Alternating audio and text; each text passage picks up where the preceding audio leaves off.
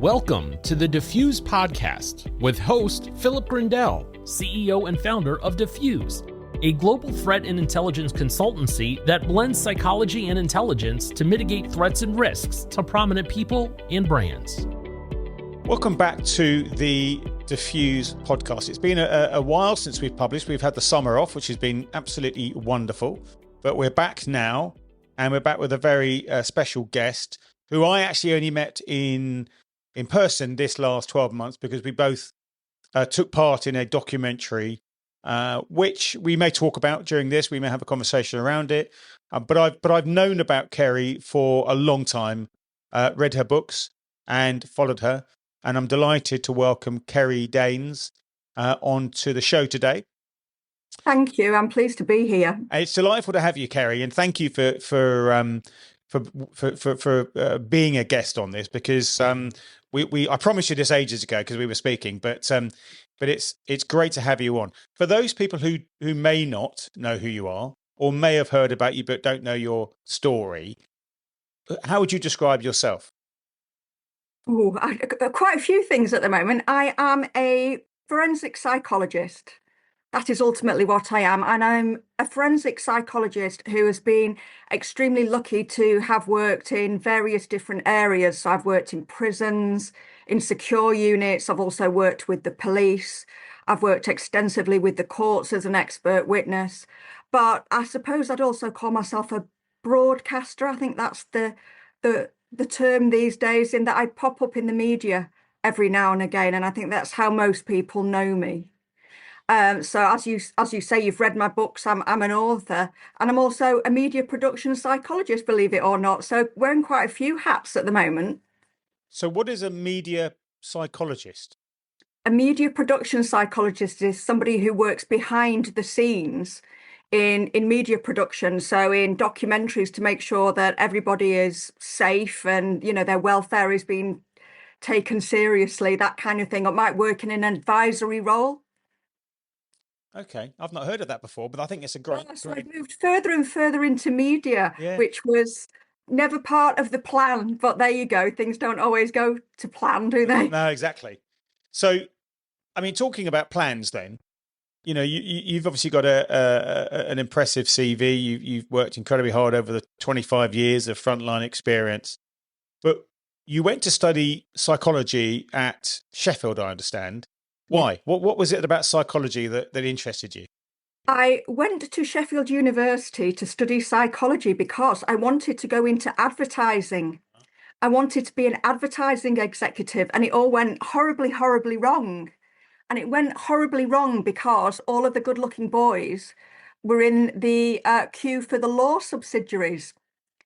And there was one particular very good-looking boy who I never actually got the courage to speak to.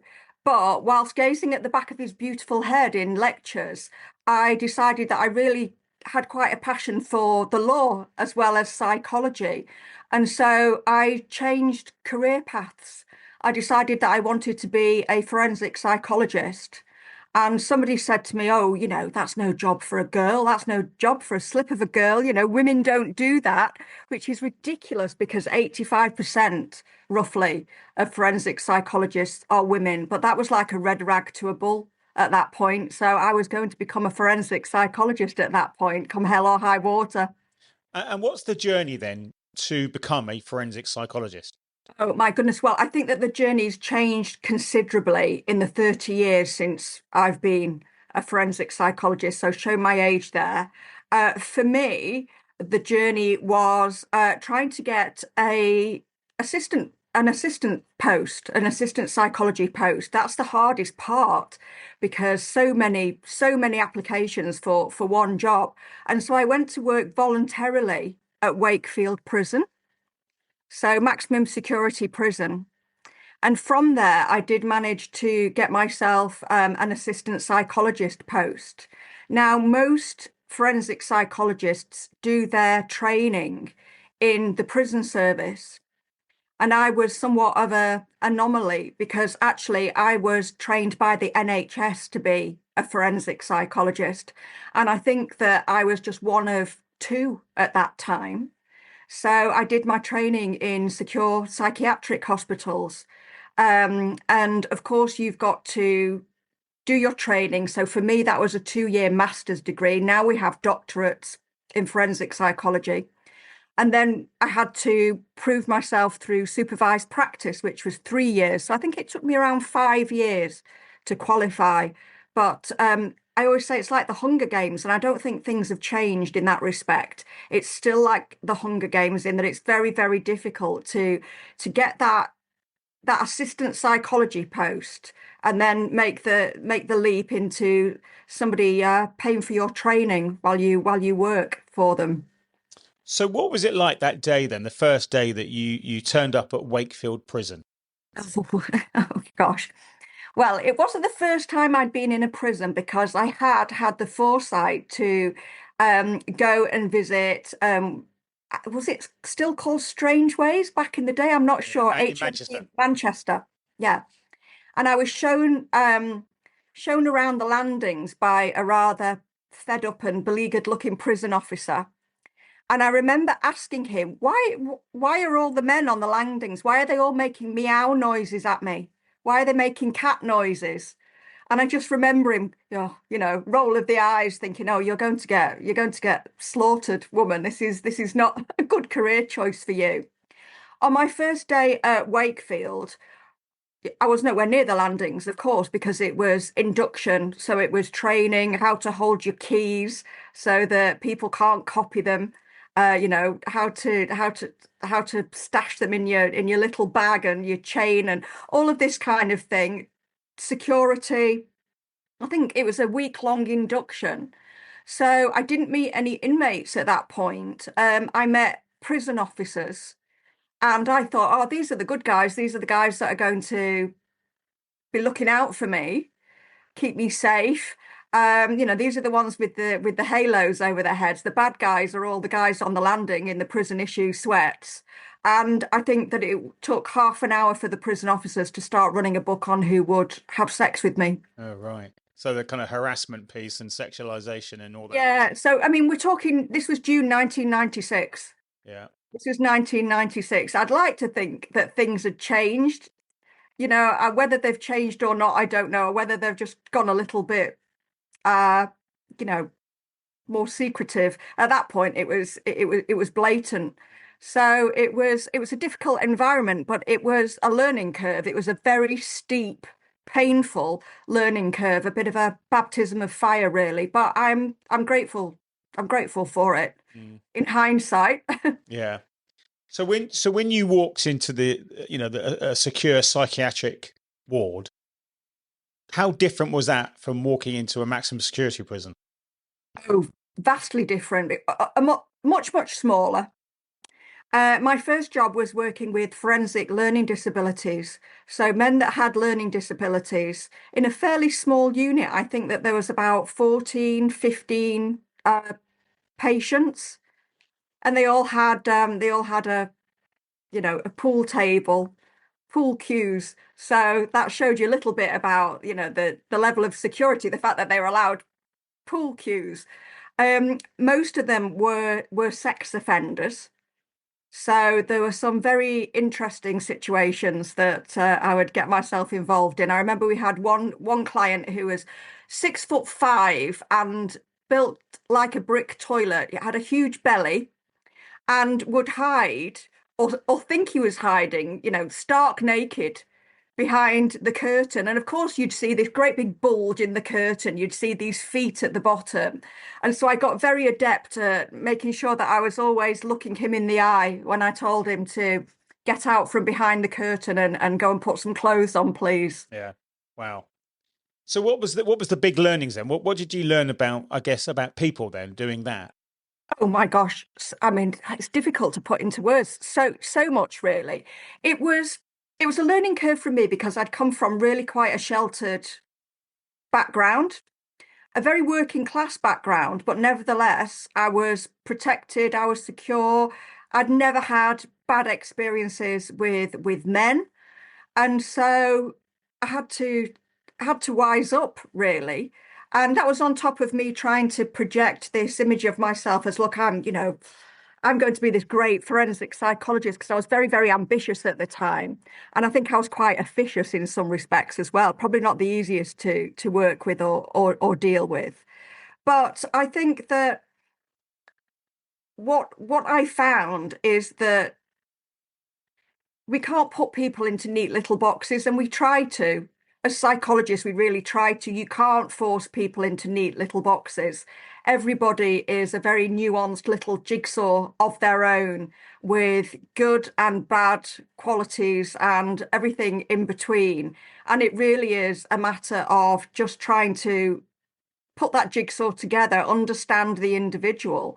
And I think what I learn is that you've got to treat people with what I call rational compassion. So the rational part of it is about being very, very, very realistic about the dangers that they might pose, and very realistic about how they've behaved in the past and how they may behave in the future, but also seeing them as fully rounded human beings who are deserving of compassion, which is very different to empathy. I don't feel sorry for anybody. I'm not brimming with sympathy, but I have compassion for people. I view them all as human beings. So what's then the difference? It's an interesting kind of sideline then about compassion and empathy. How would you describe the differences? I think that compassion is about having an understanding about somebody's human rights. And I think that empathy is about feeling what they feel. Right. And I think that if you start to feel what they feel, you can start to make a lot of excuses for people. So, for example, many of the people that I've worked with have been horribly traumatized and abused. But it's not for me to feel empathy for that and to feel sorry for them, because that might interrupt my risk assessment of them. It might mean that I'm not that realistic. So I would say that compassion is a lot less emotive. It's about recognizing that somebody is a human being and they deserve dignity and respect, and yet not brimming with tears for them, or getting too involved in the pathos of their stories. So you've got to be, I suppose this links into the rational part of it, you've got to be logical and detached to some extent to work in this environment. But that doesn't mean that you have to be cold. And I think that I was told, whilst working at Wakefield Prison, by prison officers and also by fellow psychologists, that I had to learn to not feel, which is ridiculous, really. So, telling somebody that they can't feel, that they've got to be somewhat of a robot. I used to think, gosh, do these psychologists come into work in the morning? Are they switched on? Is there a switch at the back of their head? They really lacked compassion, and that didn't sit right with me. But I think that once you've really got the understanding of the difference between empathy, sympathy, and compassion, that's when you can move forward with a level of authenticity and really work with people on a deep level. It's really interesting. You mentioned earlier on around not putting people in boxes, and I've often wondered, is that a human trait though, to put people in boxes? Because we talk about race or nationality or sex or whatever. We like to put people, we like labels, don't we, to explain who people are. We absolutely do. And it's human. We take in so much information during the day. We've got to try and sort it somehow, haven't we? And so we do put people into boxes, and we love to ascribe labels to people. And people love to ascribe labels to themselves, especially at the moment, particularly if if you go on TikTok, there's 1,000,001 people telling you what label you should be attaching to yourself. It's very strange. And you can't avoid that completely. But we are so much more than the boxes that we try and squeeze ourselves or other people into.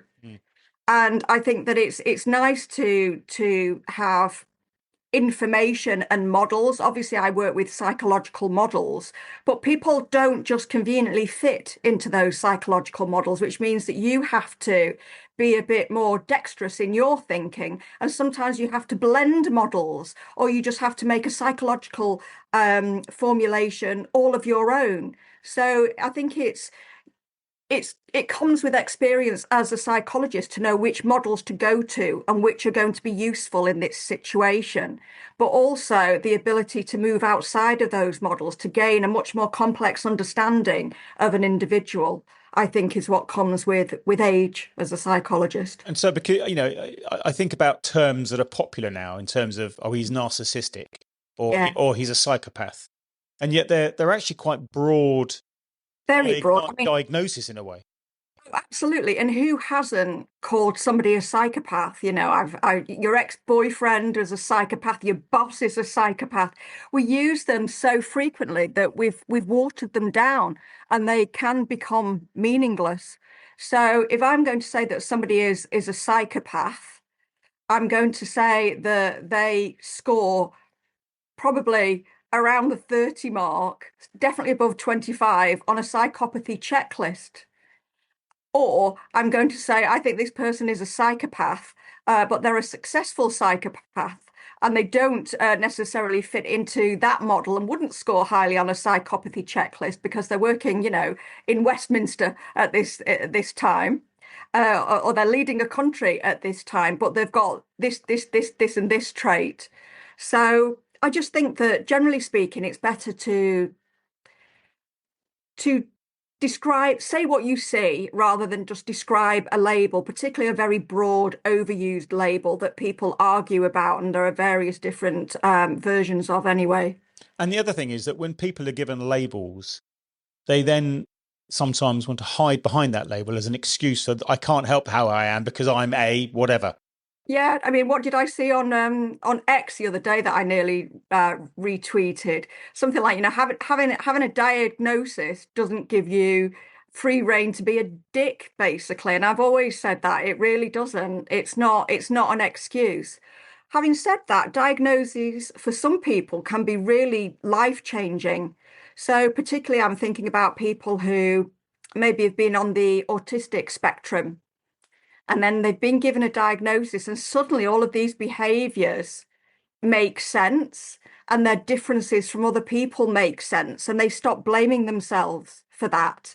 So this is it. There are no clear answers, really. I'm always very careful. I'm not the person who diagnoses. That is a psychiatrist's job.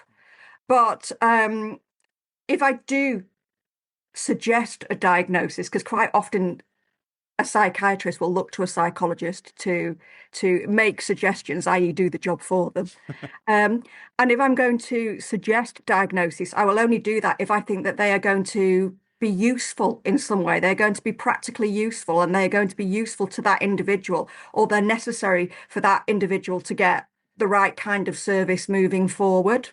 So a question, I mean, we're going off track of what we sort of said we're going to talk about, but it's an interesting one because I see so many stories now of people who've been diagnosed with ADHD.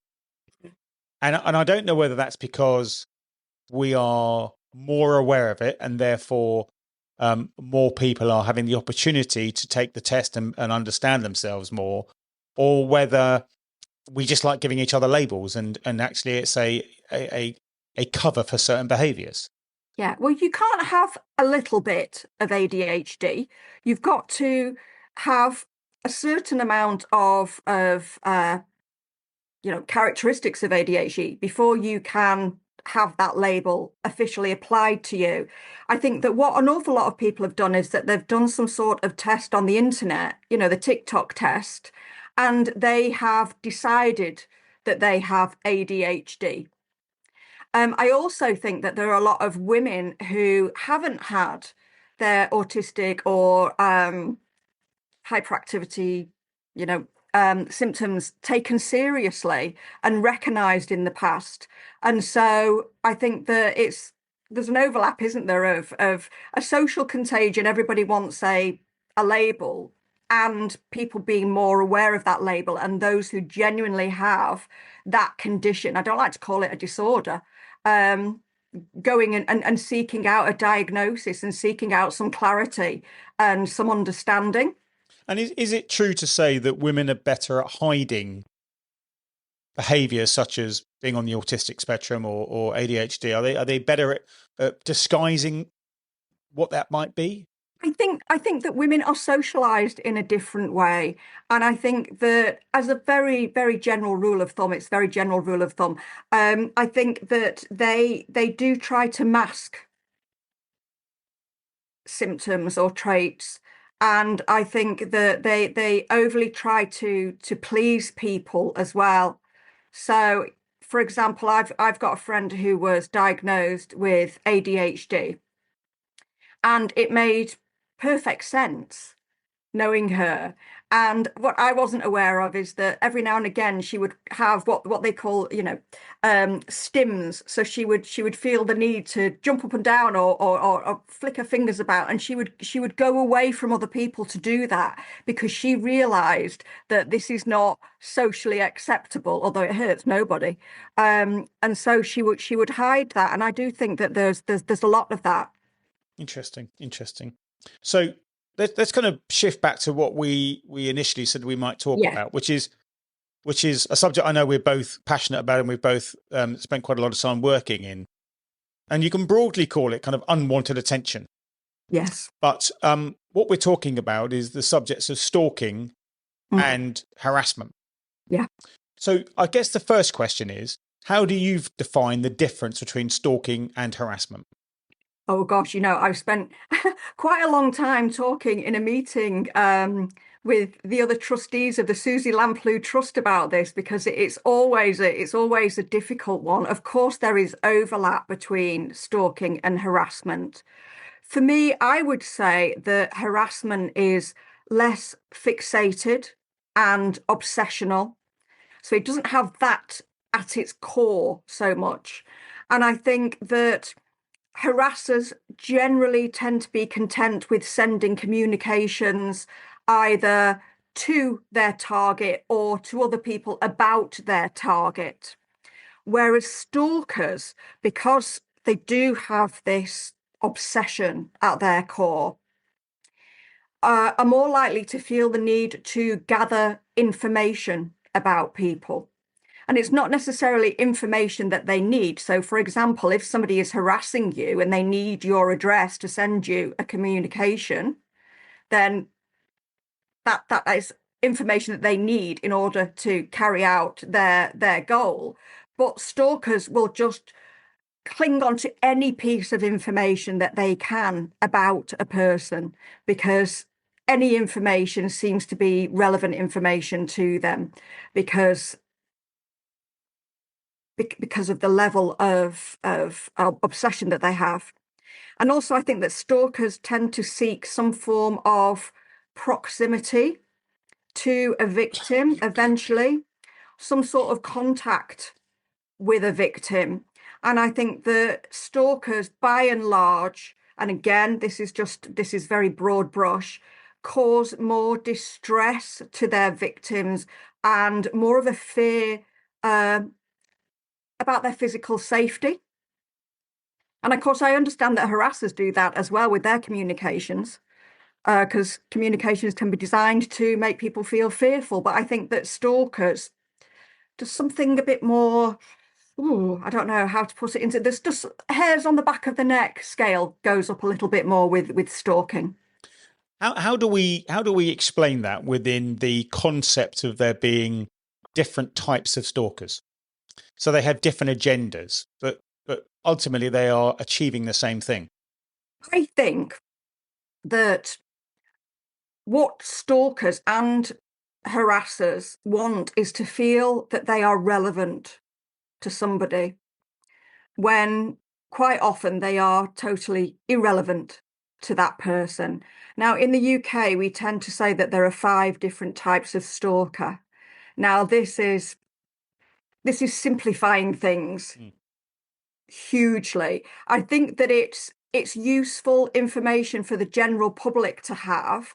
But for me as a psychologist, it really doesn't, it just does not cover the spectrum of stalking motivations at all. But nevertheless, so we've got the rejected stalker. And this is somebody who has had a relationship, an intimate relationship with their victim. It has come to an end, and they are trying to build their own self-esteem and defend against those feelings of loss, which can seem catastrophic to some people, or it can seem like a threat to their masculinity. The majority are men when a woman rejects them. And so quite often they want to reconcile with their victim, but when they continue to be rejected, that can turn to anger. And they tend to be the type of stalkers that make the most threats, but they're also the type of stalkers who are most likely to act on threats. So high risk of violence with the rejected stalker. And of course, that links into domestic homicides. So see that depressingly often. Then we've got the intimacy seeking or erotomanic stalker. So this is somebody who really believes that a relationship exists between them and their victim, even though the victim might be a total stranger to them, or might be somebody who is just an acquaintance. So there's delusional thinking underlying the intimacy seeking stalker. They don't tend to be particularly risky in terms of violence, although you do have to watch out for intimacy seeking stalkers going after people who they believe stand in their way. So, for example, I worked with a man who was convinced that a woman that he'd spoken to maybe twice was madly in love with him, and her partner was preventing her from having a relationship with him. So he targeted the partner. But generally speaking, pretty low risk of violence with that particular type.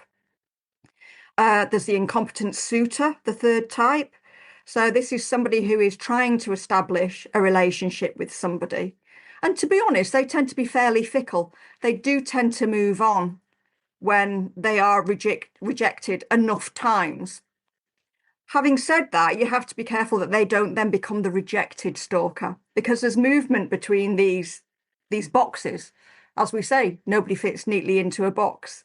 And I'm always very keen to assess whether somebody has switched types, because that to me indicates a change in thinking.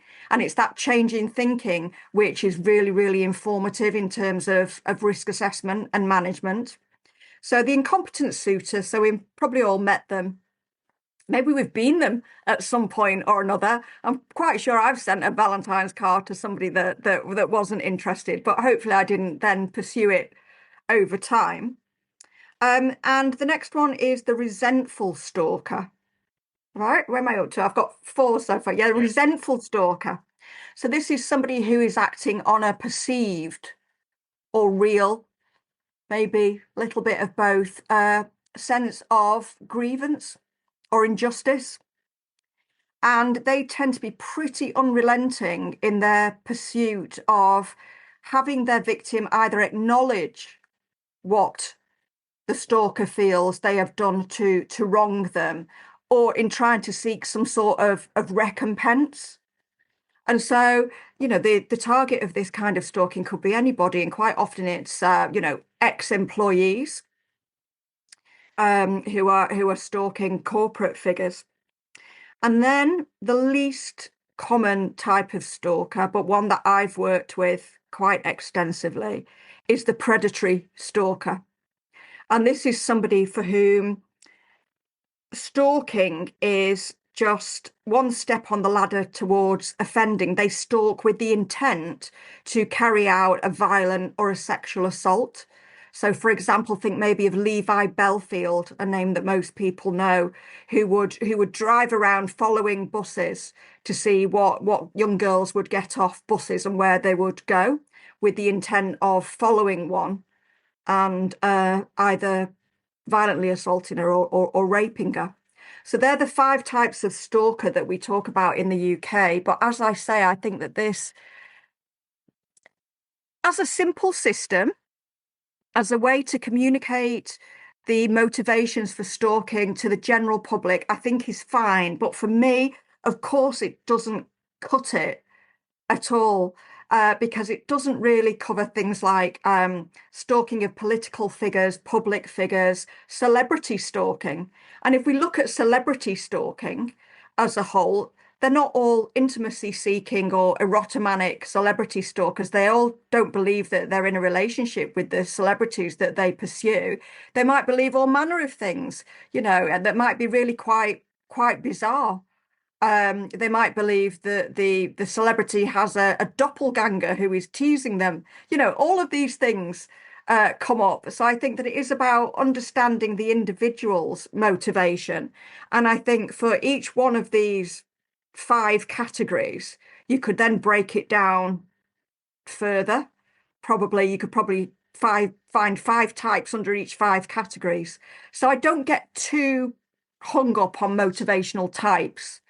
They're just the psychological models that we have to work with and we have to reference. But as I say, psychological models are there to be mixed with other psychological models or adapted to your needs. When you touched on predatory stalkers, and we worked on the documentary around one of those individuals. Yes. But it appears that the anomaly there is that there isn't necessarily contact between the 2 parties. And therefore, the predatory stalker can often be stalking and no one knows about it. This is it. And it can go on for years. So we worked on the stalking of Holly Willoughby, although she doesn't like to think of it as stalking. So I'm going to point that out. But certainly there was a plot to kidnap Holly Willoughby and assault her. And most of it was going on in the imagination of the perpetrator, whose name I forget. I don't know whether you remember his name. I remember what it is now. I can look it up quickly. Yeah, I'm always more concerned about the name of the victim anyway than the offender. I'm like you, Kerry. I never like to name these people. Yeah, I prefer not to. But he was sitting at home. He was very obese and actually found it very difficult to leave his home because of poor health related to his obesity, as you know. But he was attempting to engage other men that he would meet over the internet in assisting him. And it would appear that if these other men were willing to engage with him, and most would engage with him up to a certain point and then go, oh, sorry, I thought this was fantasy, and then back away. I think there was one particular individual who engaged and seemed that he was potentially up for this plot, but then was arrested happily for another offence. And yeah, it was a really strange one because this was happening mostly in the imagination of this particular guy, and it really would have been dependent on who he was able to access over the internet. But the scary thing is that the internet gives you access to people all over the world, and he might have met that 1 or 2 other interested parties who were willing to come and actually enact this plot that he had started to put together in some detail. And of course, the other side of it is that he might, by the way in which he communicated quite detailed plans, he might have allowed other people to attack without his knowledge. Yes, absolutely. They might have thought, well, he's the weak link, because let's face it, he can barely, in his imagination, he was scaling walls and doing all sorts, but in reality, he could barely walk to his front door without being out of breath. So it might well have been the case that somebody else looked at the information that he had, and he had detailed information about Holly's movements and her home. So aside from the predatory one, who we agree that there may not always be indications that they're stalking, how, as a victim or a target of stalking, how do you know if you're being stalked? What are you looking for? Well, I have to say that I was being stalked for a good I think, 2 or 3 years before I became aware of it. And I don't think that this is uncommon. It really isn't.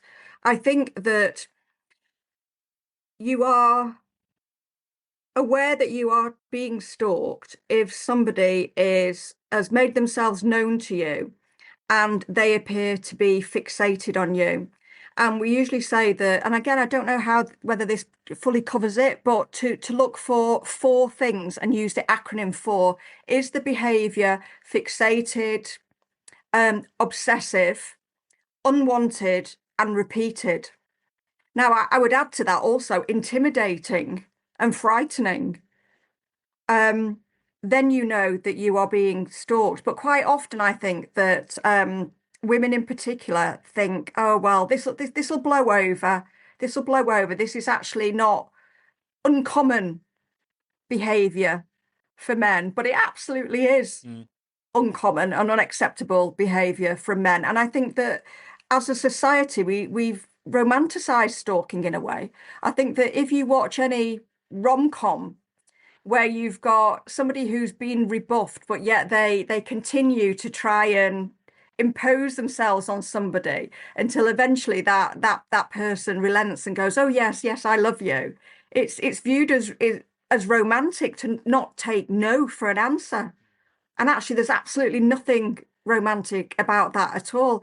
So I think that the romanticization, I think, of unacceptable behaviors. I know there was a big fuss, wasn't there, about Twilight? The fact that Edward the vampire would, unbeknownst to Bella, come and watch her sleep, which is damn creepy. Yeah. Yeah. Or even to ruin a classic, which I absolutely love, Beauty and the Beast. The Beast locks up Beauty in his tower, but then eventually he romances her over some library books and some dancing, and she falls madly in love with him. So yeah, I think that's part and parcel of the problem of people not realizing, that women in particular not realizing that they're being stalked. And I guess that then feeds into the perception by some men that it's okay to do that because this is the end. The end result actually is a positive one. She'll fall in love with me or something because that's what happens on TV. Exactly. Yeah, and it's romantic. And I'm not doing anything wrong because I've only dropped off some flowers and some chocolates. I've only looked at her Facebook a few times. Yeah. You know, I might have looked at her friends. I might have seen where she was going at night because I might want to show up there. But you know, who hasn't done that? Yeah. So you know, what do we do then? What as a society, as a woman, what would you say you're doing to stop yourself being a victim of stalking? I don't think the onus should be on me to stop myself from being a victim of stalking. But I think I absolutely agree with you, and I think this is a common theme around the victim, often women, shouldn't have to do anything. Yeah. But in real terms, when you are being stalked, you're often told that you've got to collect your own evidence. That's part and parcel of it. And you think, well, for what other crime would you ever be told that you've got to collect your own evidence? But I think, of course, there are sensible measures that you can take. And I think that those sensible measures just allow you to feel safe. And something that a stalker takes from you is that feeling of safety. And so to take that back and actually feel that you are safe in your own home is a powerful thing to do. So I do, you know, the typical things. So I don't necessarily put pictures of where I'm going on social media. I don't tend to advertise unless it's a public event. I don't advertise where I'm going, and quite often I will post where I've been 24 hours after I've been there. Of course, that's not always possible. You can see a little bit of my background here, but I don't tend to show the front of my house or anything that is beyond this little backscape of my home online.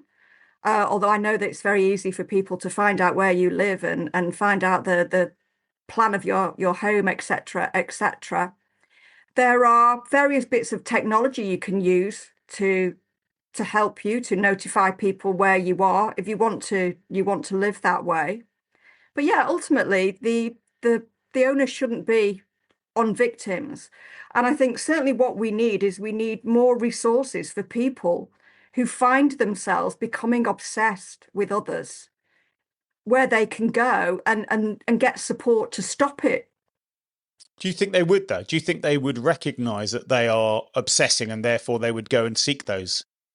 Not all of them, no, but I think certainly some of them. There are some services, and there are services for people who are thinking of sexually offending.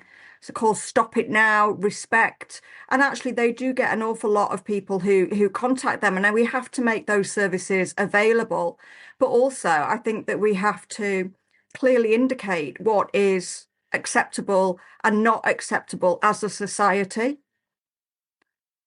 So I'm not saying that we need to ban Beauty and the Beast, but certainly I think we need to have the right conversations around these things with children from an early age and then moving forward.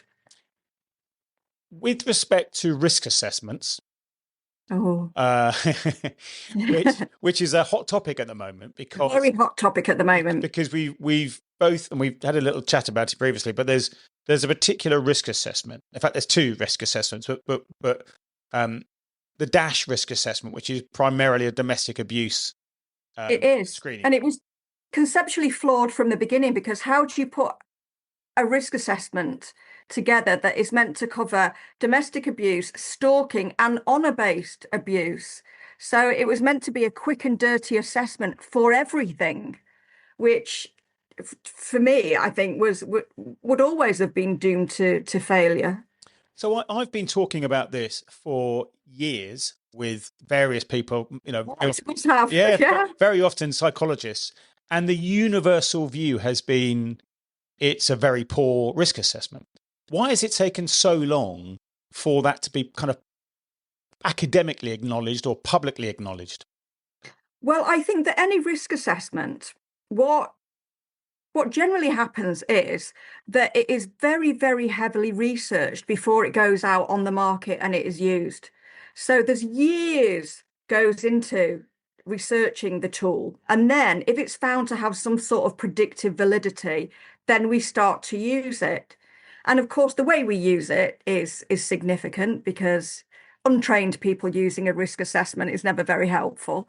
But this one, the research doesn't seem to have happened before it went on the market. It's happened afterwards. So now we're getting good scientific studies that say, do you know what?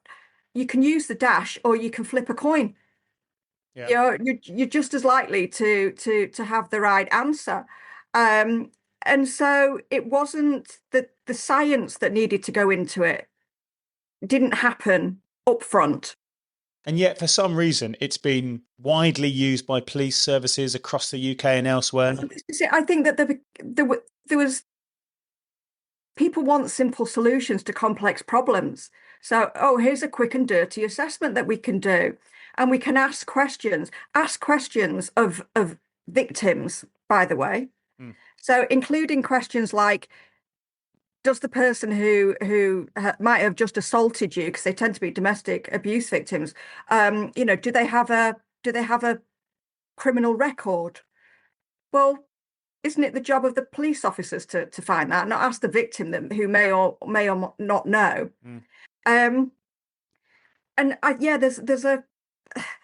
There's a want for simple answers to complex problems that simply doesn't exist. And I also think that it was very heavily pushed by the people that created it. Yeah. And why wouldn't it be? It's a good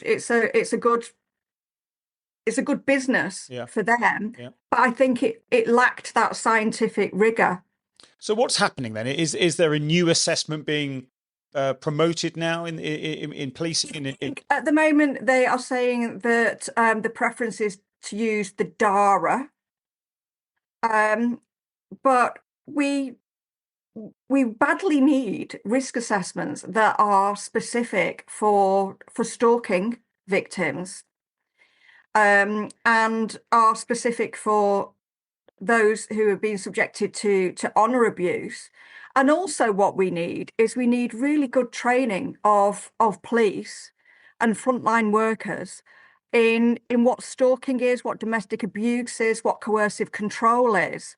And yes, they're all overlapping, but to understand the differences and to actually know which risk assessments to go to when confronted with what cases. I mean, it's not the Dash's fault that police have been tasked to use the Dash risk assessment, and they've not been trained and they've got no knowledge in risk assessment, so they're doing it really very badly. I think it also, particularly with stalking, the legislation is poor and confusing. It is. It doesn't define what stalking is. It just keeps talking about harassment. Yeah, and it's being re-looked at again. That was another meeting with the Susie Lamflew Trust, or possibly the same meeting when we were discussing the differences between harassment and stalking.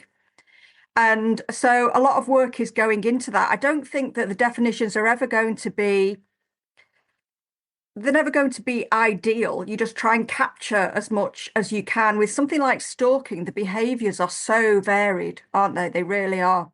Yeah. But what I think it's about is about understanding patterns of behaviour. And that's where I think that through no fault of their own, police do fall down. And that's because they're not educated and encouraged to think about patterns of behaviour.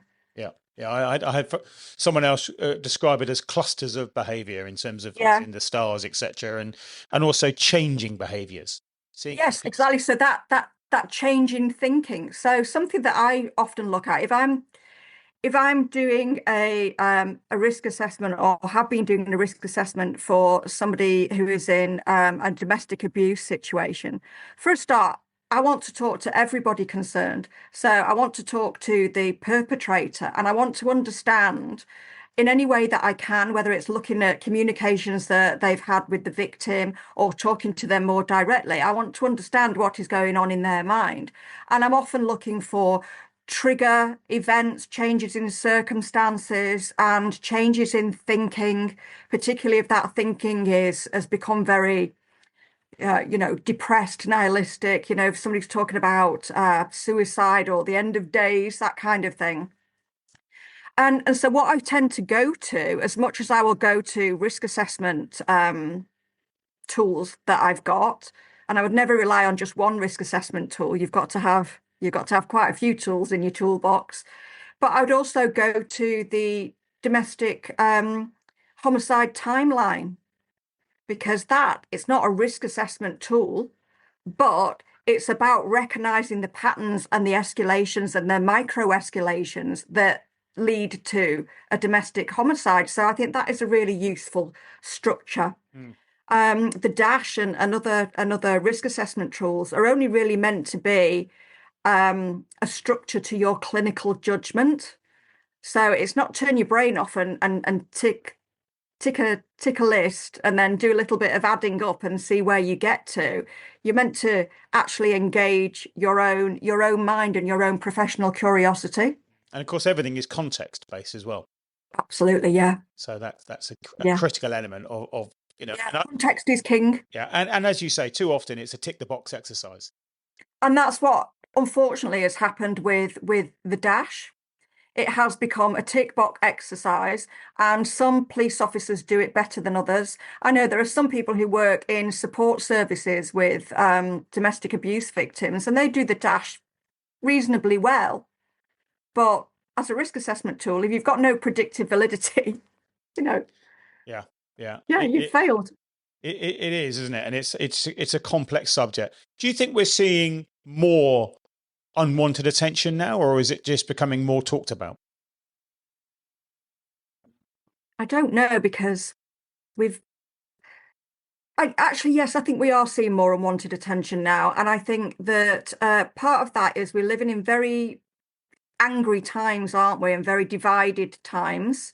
So I think the public figures, political figures, are getting more and more unwanted attention.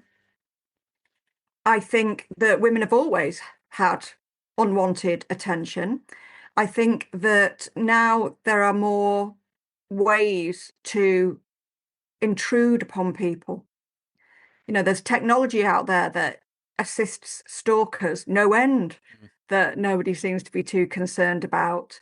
And also people give away so much of their own personal information, and that has become our culture now. The culture now is that, if you are a celebrity, you've got to be on Instagram, and you've got to photograph yourself, photograph every meal that you have, photograph your friends, photograph your home. And so, yeah, I definitely think that the culture has shifted. Yeah, I think younger people have a very different relationship with the internet than perhaps you or I do. And they probably feel safer there than you or I do. And there is this whole kind of influencer lifestyle where we overshare. Oh, massive oversharing, massive oversharing. It's become this commodity now, isn't it? What you can share. Yeah, but also I think there are lots of processes which we're required to undertake in our daily business where we're required to give away information. Sometimes to government departments, whether it's, voters, registrars, or all sorts of different things. And too often that material is made available, or is available without too much difficulty to people who shouldn't have access to that information. Really, even with good GDPR? Yeah, oh God, yeah. I mean, you look at a classic one would be you sell your house and it goes on Rightmove, or the estate agency. When you've sold your house, it's still there. It's still there. And the plans of your house are still there. And if you try and engage with them to try and get that material removed, it's almost impossible. Yes. I'm with a company called Delete Me, but how much deleting gets done, I really don't know. And this was one of the things when I was being stalked. My stalker wrote on the internet, "Oh, of course I've got Kerry Daynes' address. It's easy to get a hold of." And I'm quite sure that he must have had a look around the house that I was living in, because as you say, you only had to go on to Rightmove to have a look. Yeah. So you can literally look into people's, you can see what colour duvet somebody sleeps underneath, which to most of us won't be remotely interesting, but to a stalker is very valuable, not required, but valued information. Yeah. And then when I as a stalker say to you, "Oh, I loved your blue duvet last night." Exactly. How frightening is that?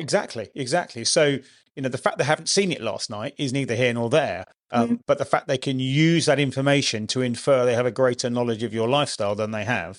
Yes. And again, there are other environments where we're having to give out our addresses where we shouldn't do.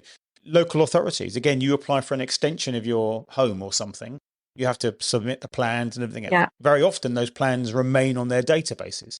You don't need to be having that out there. No, you don't. And for the person who doesn't necessarily represent a risk of violence, which is what we're always concerned about. I know I had many sleepless nights wondering whether I was going to be murdered in my bed or not. Just the potential for causing distress and fear is huge, isn't it? Can we just touch before we finish? Can we touch on then the concept around which I'm very conscious of the emotions that you go through when you are being targeted, and particularly around things like paranoia and hypervigilance? Yes, because I think that possibly one of the things that differentiates a stalker from a harasser, but certainly something is their omnipresence in your life. That's the only way that I can put it. So, for example, I didn't feel safe going outside of my house because I didn't know who my stalker was. So potentially every male that I saw was my stalker. But equally, I didn't feel safe in my own home. So if you don't feel safe inside or outside, the only place I felt safe was at work, which was ironic, really. And I was surrounded by predatory stalkers there.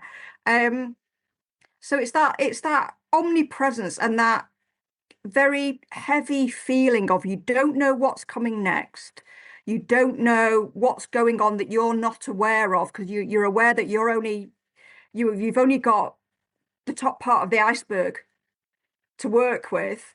And I was busy doing my own risk assessments. And even though I was trying to say to myself, well, hang on a minute, I don't think this is not the highest, we're not talking about a rejected stalker. There's always that very small question, but it's actually a very big question. It's the what if?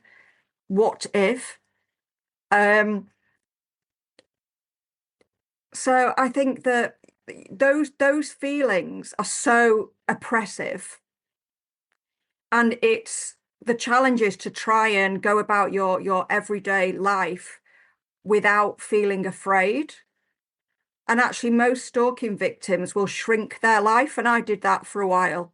So you don't go to public places, or I stopped doing as many public engagements, speaking engagements, for example, because I just didn't want to give the stalker the opportunity to be in the audience.